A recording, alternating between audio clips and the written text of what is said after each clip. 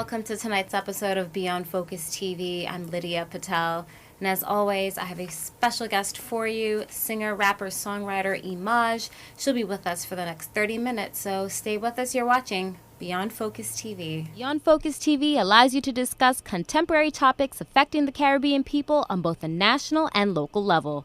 The show features informed guests who offer insight, debate, and evaluate various issues. Beyond Focus TV builds on the station's mission to provide useful information to the Caribbean people in New York and abroad.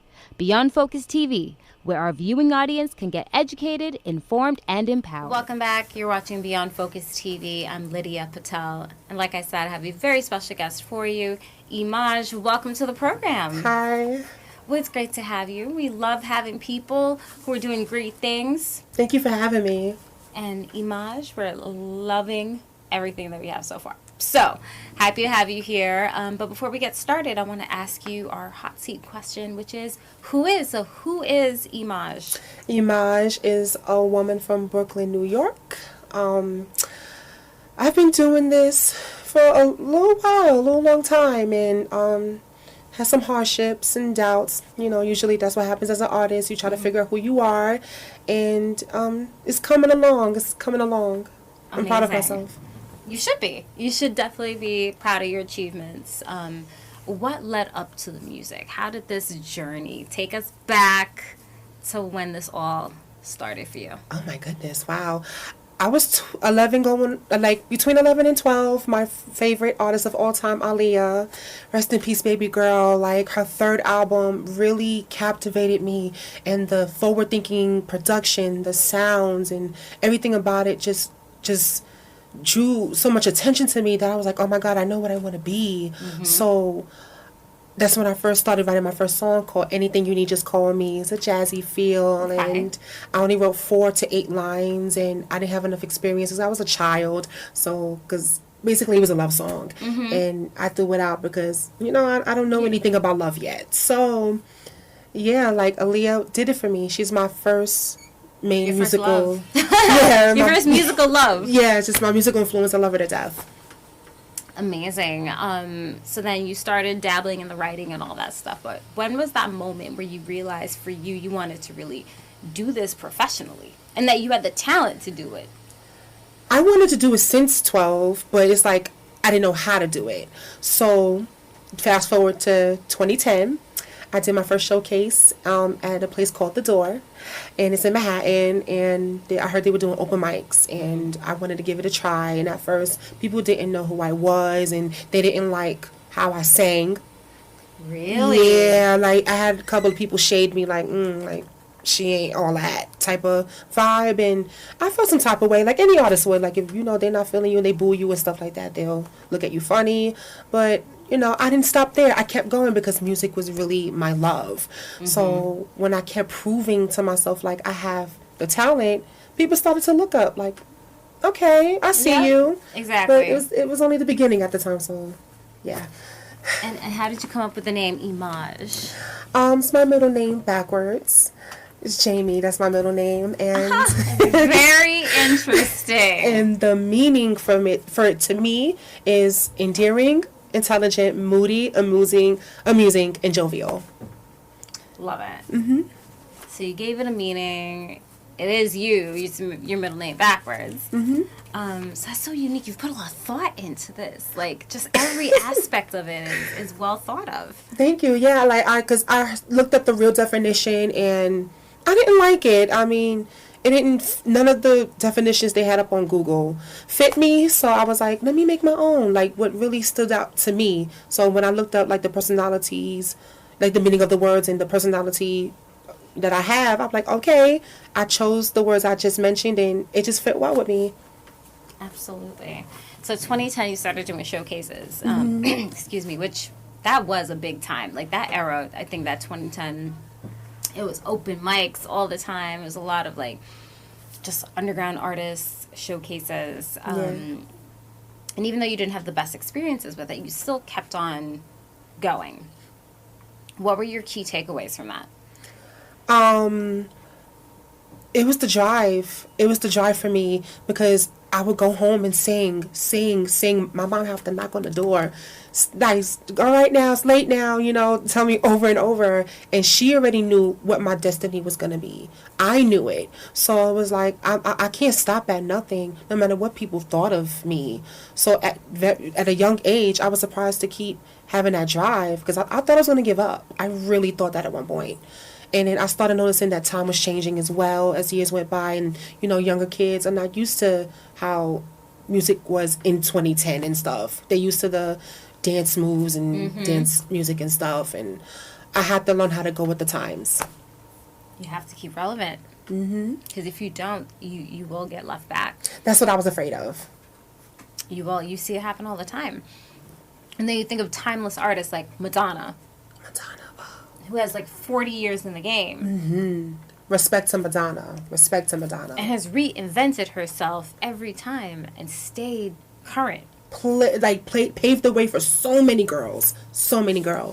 And survived all these different things. So I think that's definitely one of the key things is you have to keep up. You have to stay riding the wave, because you will get left back. So what projects are you working on at this very moment? I'm still working on my debut album. It's called Life. I want to make sure like every song that I put or every sound and all the good stuff is on point for me, because I don't just want to release anything or anything messed up. So I've been working on this album for 5 years now, and it's due to doubts. I had to go through some things because I want to come from a personal perspective, deep place, and I want to be relatable as well. So I was like, I had to choose the track list carefully, and I was off and on with that, but I think I have my final track list of like, okay, this is it. So it's just that I have to, once I'm done with everything, I'll have a release date and everything ready. That's all I could give you right now. Oh, no, absolutely. That's plenty. So you've narrowed it down to how many songs? 10.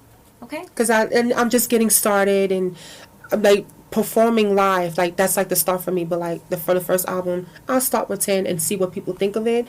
And if it's necessary, maybe in albums in the future, maybe more. Absolutely. This is exciting for you. Yeah. To get to have that opportunity and create your own work. Because now you've been writing for quite some time. You write and you rap. And you sing. And it's like almost like two different parts of your brain work there.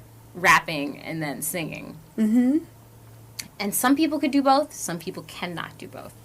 That's true. Do you have a preference of which one you like better? R&B will always be my first love. But I feel like I'm a little more stronger in hip-hop because it's more expressive.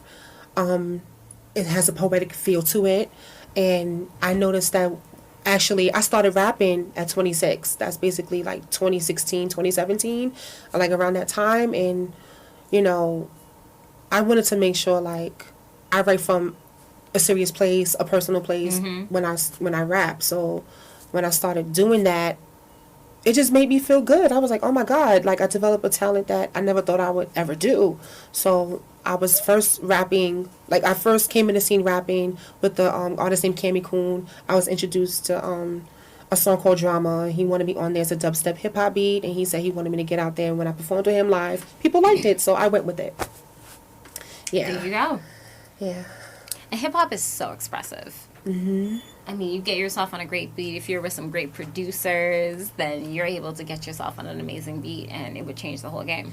Yeah, so that's what I want to do. I want to, work on my cadence and the flow still, because I'm still in the beginning stages. And, some people doubted my hip-hop ability, my rhythm, my rap ability, and stuff like that. But I didn't care, because I'm coming from a place of, the real. Sincerity. Right, yes. Better word. You're definitely coming from a sincere place. Well, hold that thought. We'll take a quick break. We'll be right back. You're watching Beyond Focus TV. Stay with us.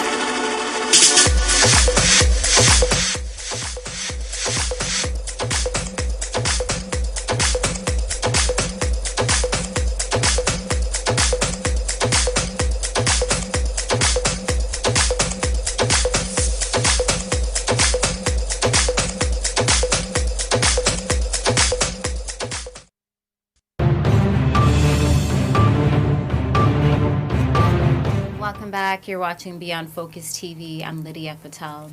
So, Eimaj, if you were to turn on your shuffle, your playlist, what are the what are 5 songs I'm guaranteed, or 5 artists I'm definitely going to be able to hear right now if I go into your Spotify? Tinashe, Naturally, that's off her 333 Deluxe album.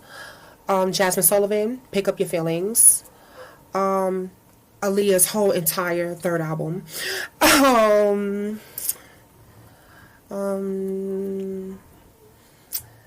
had this. I was listening to them earlier too. It's just so many. Yeah. Mary J. Blige. She's one of my influences as well. She had a couple of songs I listened to. Don't Walk Away, which is an unreleased song, and there's a few others I can't think of right now. And one more, I say. I mean, that's a pretty strong list. It's a lot. It's just a lot. So 4 is all I could give you for right now. No, but those are 4 strong ones. Yeah. And they kind of span eras. Mm-hmm. Because you got your older set, you got the current ones as well. Yeah.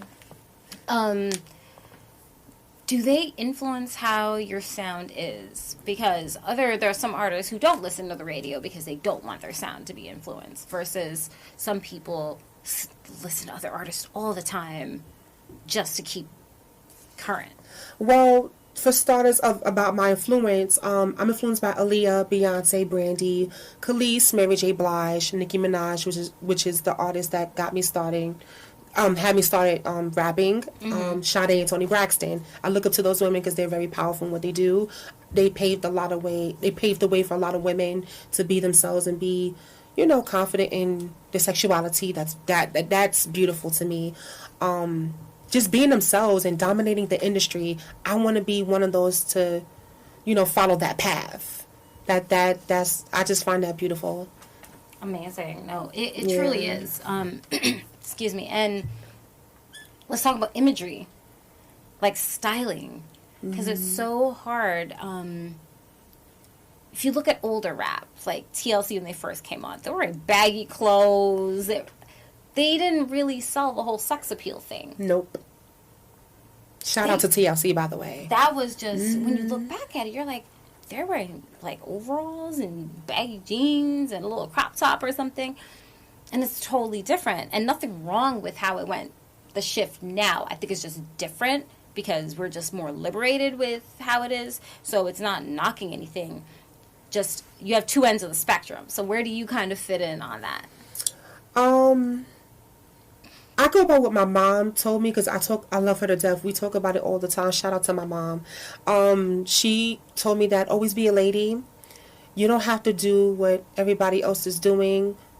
How they do it, that's their business. You be a classy lady. If you're going to be sexy, do it in a way that don't, I guess, make people look at you like you're some type of, can't say the curse word, but like provocative, like right, a harlot. So, you want to come off like, come off sensual, sexy, but not sexual. So, exactly. Yeah, so I want to, keep maintaining that image. And also, when I rap, keep it, either street or knowledgeable or whatever's in my blood flow. Yeah.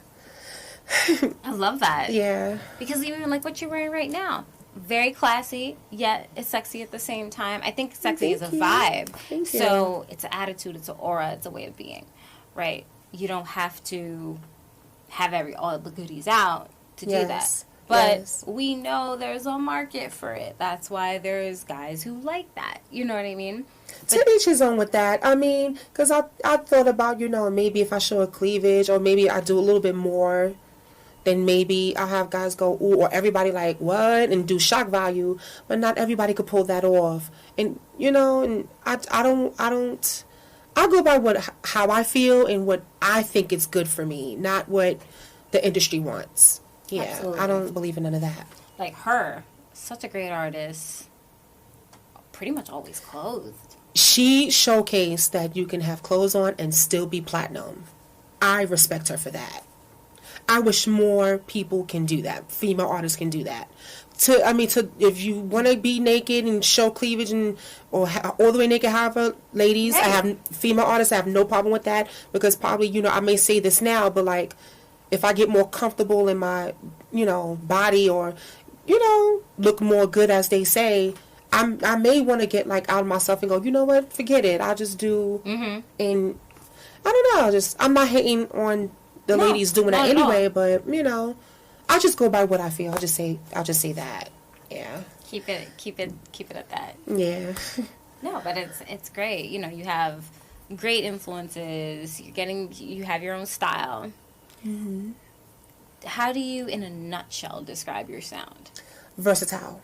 Very versatile. I do not want to be in a box. I refuse to be in a box. I don't want nobody, not even a label, telling me, you're this, you should do this. You're that, you should do that. No. I don't want to hear that, because I'm a strong woman. I have a big personality. So when something's not right with me, I speak on it. And that intimidates a lot of people. And, at the end of the day, this is my image, I'm responsible for that. I'm responsible for, like, how I come out, everything. And if you're going to help me, be reasonable. And, make sure it's good for me, not because of what you think people might like or what you might like. Make sure it just works well with me, if that makes sense. Absolutely. Yeah. It's just sadly a lot of labels, now that you brought it up, that's not how they operate. Nope. And they want to dictate, that's why some people would choose to remain unsigned or choose to be independent, because of the fact that you do lose a certain amount of creative control. Yes. When you are officially signed. They could shelf you. They could create a whole thing and never release it. And you can't get out of that because you are owned by them for a certain time. Because if they don't see it for you, or they can't figure out what your image or your brand is supposed to be, or they just don't care, then it's just like, oh well, bye. And it's just like, then why would you sell me a dream if you never cared in the first place? Exactly. So that's what I'm afraid of. Yeah, and there's certain things that we definitely have to keep that in mind. We'll hold that thought. We'll take a quick break. We'll be right back. You're watching Beyond Focus TV. Stay with us.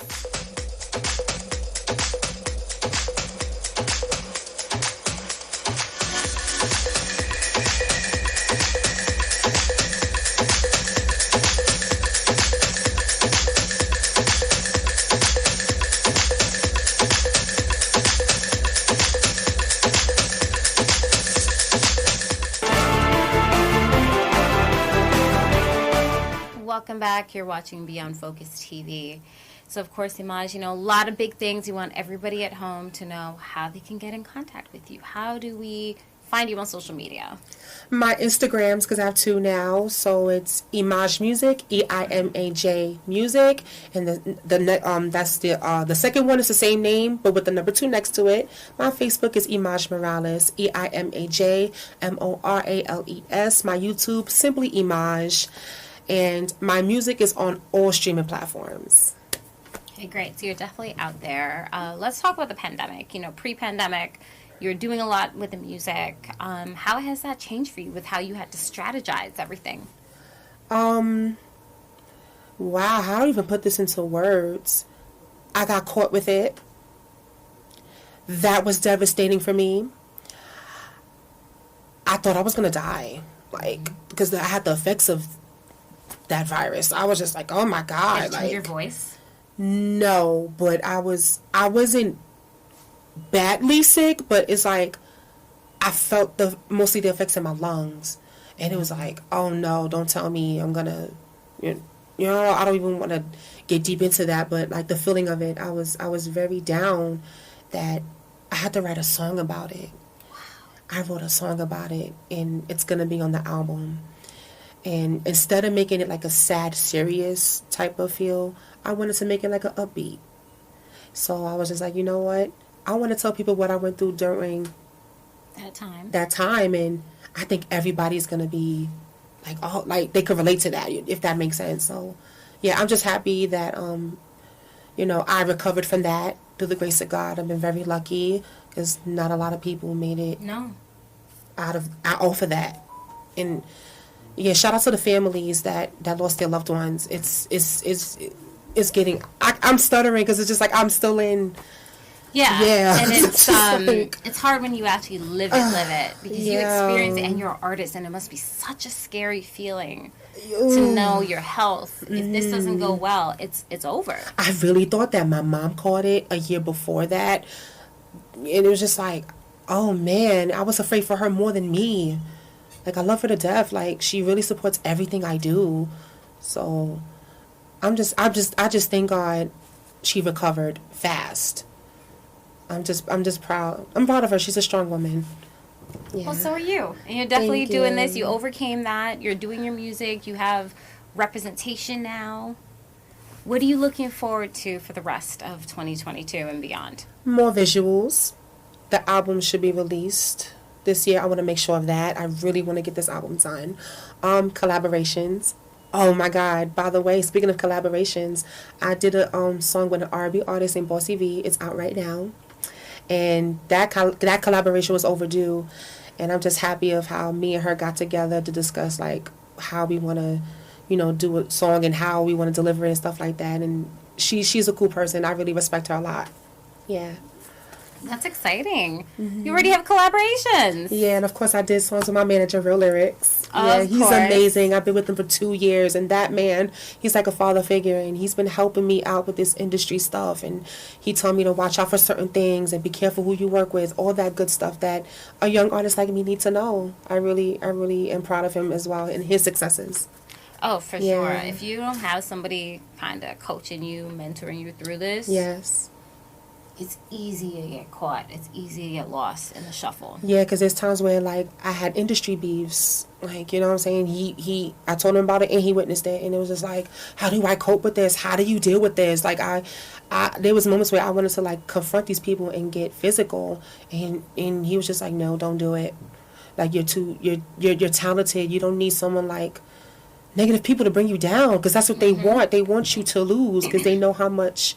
You know, have to lose. You know what I'm saying? And you're talented. They wish to have something you have. So he just kept reminding me just to stay focused, do your thing, do you, and leave all that behind. And I'm getting better.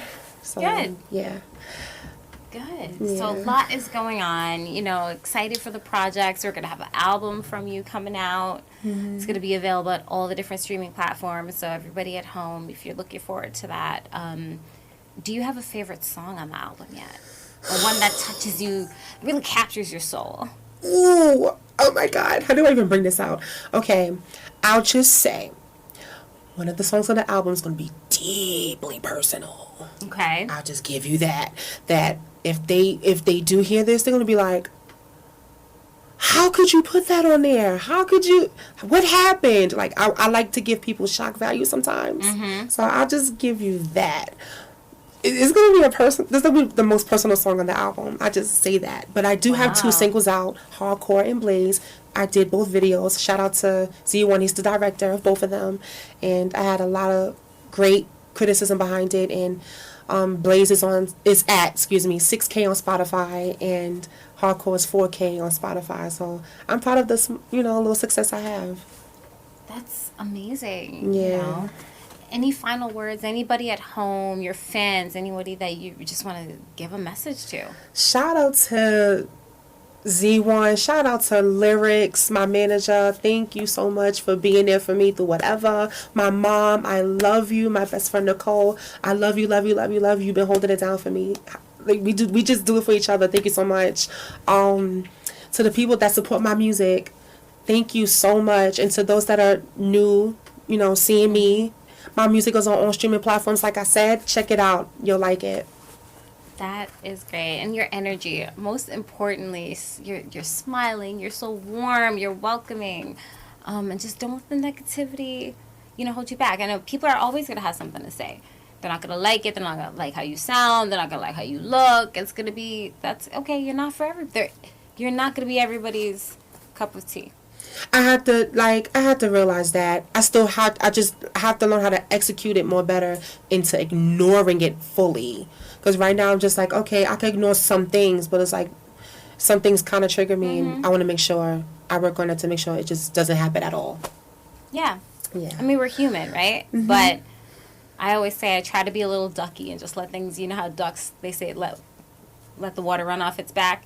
Got to be a ducky and just let things Quack. quack. Quack. Just let it go. Obviously, it's easier said than done. But even for myself, you're not going to please everybody. You're not going to appeal to everybody. Yeah. But I think the most important thing, as long as you're happy first, got to do it for you first. I got to be happy first. I got to like what I'm doing. And after that, it's all going to come into play. So I think it's great. So excited to hear your music and to see the new things that you're going to have coming out. So we'll love to have you back. Oh, I appreciate you. Thank you for having me. You're very welcome. So we're looking forward to that as soon as the album drops. Once I have a release date, I'll let everybody know. Absolutely. Perfect, Eimaj. Thank you so much. Thank you. And as always, if you have any questions or comments, you can send us an email at info@beyondfocusmedia.com. I'm your host, Lydia Patel. Thank you so much for joining us, and we'll be back again next week. Same time, same place. You're watching Beyond Focus TV. Stay with us.